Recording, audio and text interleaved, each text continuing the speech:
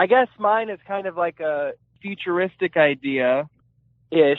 It would be a serum or a pill that you can take that takes away self-doubt and embarrassment. I could definitely use that. I think we all could. And the nice thing, too, is like it would keep self-awareness. Like, I feel like if you are self-aware, you still have that weird thing of like being embarrassed. But if you're self-aware, you shouldn't be embarrassed 24/7, you know? So that would be my pitch for something. I'm not a aficionado of marijuana. Does that do that?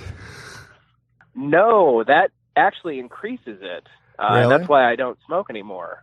The paranoia and the self-doubt really kicked in for me when I smoked, but I don't do it anymore. Okay. Would it turn people into assholes if they had no embarrassment?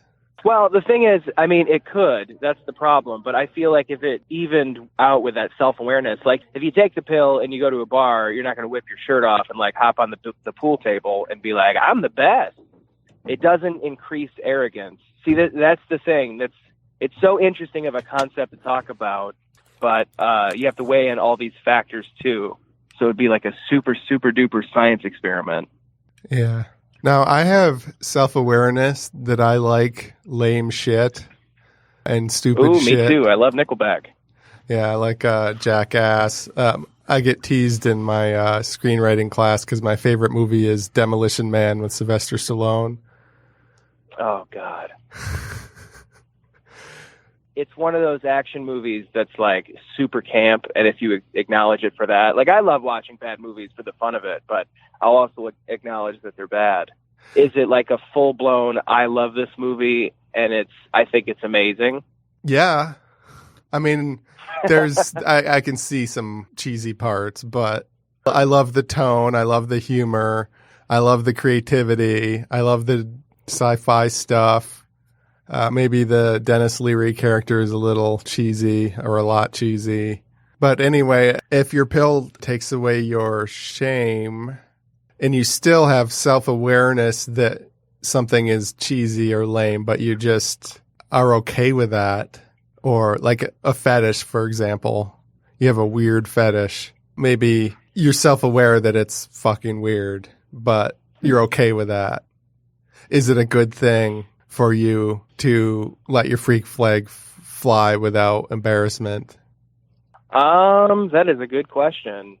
I think so. I mean, that's the nice thing is you have to do trial runs. So you have to try these things out on the general public.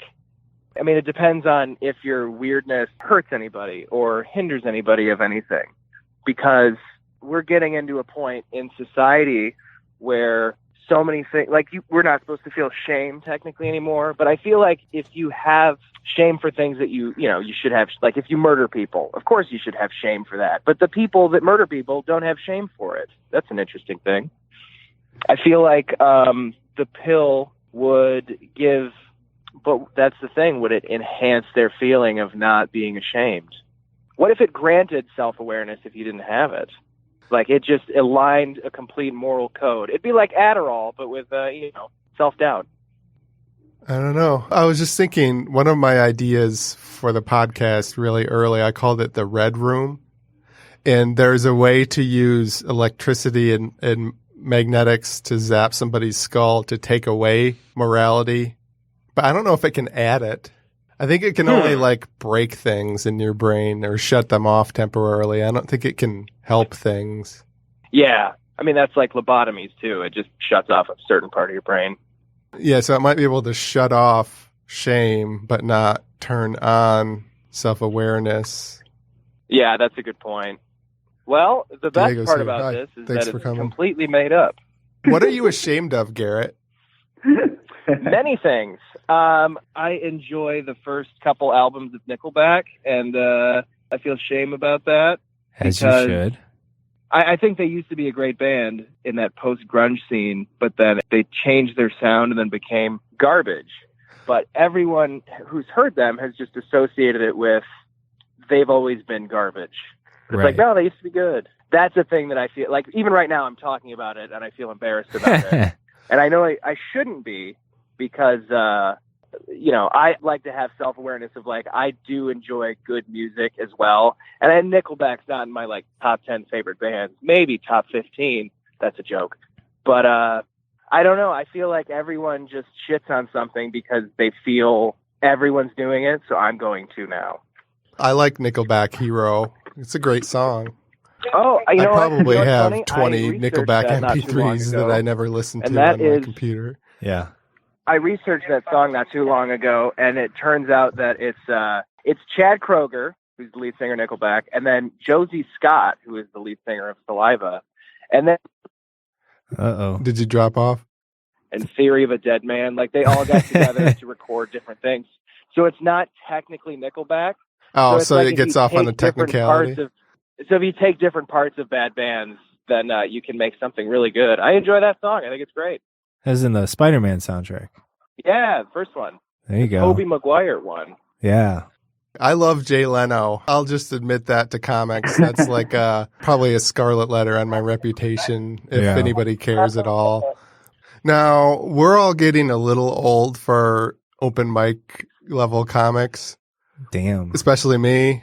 I think you're a little younger despite your bald head. Yeah.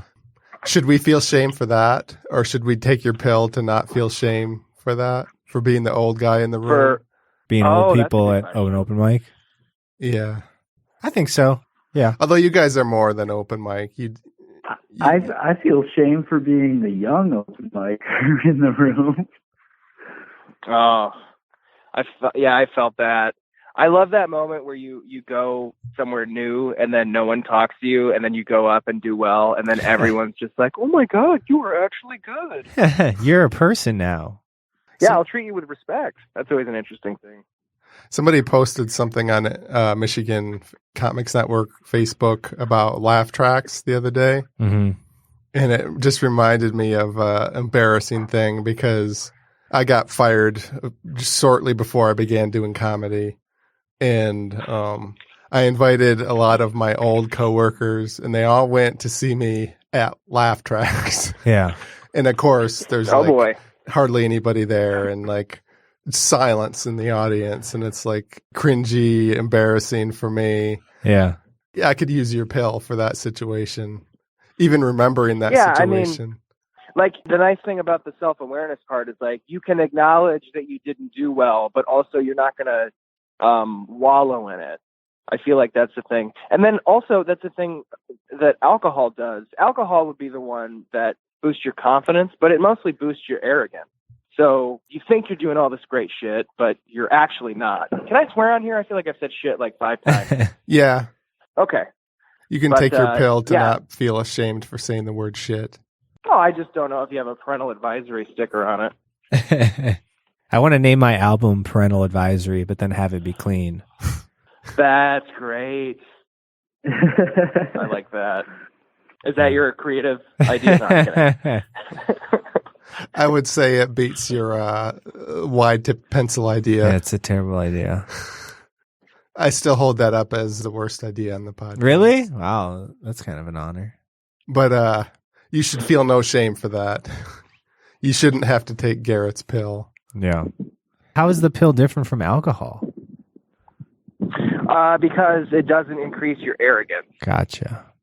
It just makes you more confident without it's all justifiable confidence. Yeah, I mean it's basically for people who, suffer from like social anxiety. That's always a thing too that I feel like I hear a lot about. People Dude, it's all in conversations with people and then just be like, oh shit, why did I say that? I feel like an idiot. Mm-hmm. But you beat yourself up when you don't need to. It's not something that you said that was weird or something you did, but you in your head think that it was. Right. I think you're just talking about like anti-anxiety medication. Yeah. I think it exists already. That's the thing. I tried Zoloft and it killed my my dick. Yeah, but did it make you not care? No. Oh, that's the thing. This pill's got to make you hard. No, that's Xanax. It's not like I was using my dick anyway for anything. Sure. But that was a weird way to say that. But what was the effect? Did it reduce your anxiety? No, I couldn't tell the difference at all. Oh, so it had no effect minus it It only had Destroyed your libido. negative side effects, no positive effects that I could tell. What would you call your pill? What would I call it? I don't know. I didn't think of a name. Worry be gone. That's bad. Well, maybe if the B was not like BE, but it was B, worry -B -gone. Okay. It's usually like a pharmaceutical name, like Promaxilase. If you were Worry-a-trill. Here's a thought. Worry-a-trill. There you go. What? Just to interrupt the question that I asked as you were answering it. If you dosed somebody with this pill, is that immoral? Because it's not like a rape pill, but it might make the person less nervous to be on a date or flirt. I'm nervous right now. So what's the morality there? They still have self-awareness. That's one of your criteria. So it's just taking away their fear without their consent. Right. I think it would be immoral to dose somebody who didn't have self-awareness, and then it would be immoral to literally everybody else around that person, because that person would be more confident with their annoyance, maybe. Right. I'm Tom Walma. David Sutherland. Gerrit Elzinga. And this is Creativity Wasted. If you like this podcast, please subscribe and give a review or rating on iTunes, Google Play, Stitcher, SoundCloud, or wherever you got it. I have a website, creativitywasted.com, and I also started a Patreon. So if you love the show, consider donating to Patreon. Thanks for listening. You're listening to the Podcast Detroit Network. Visit www.podcastdetroit.com for more information.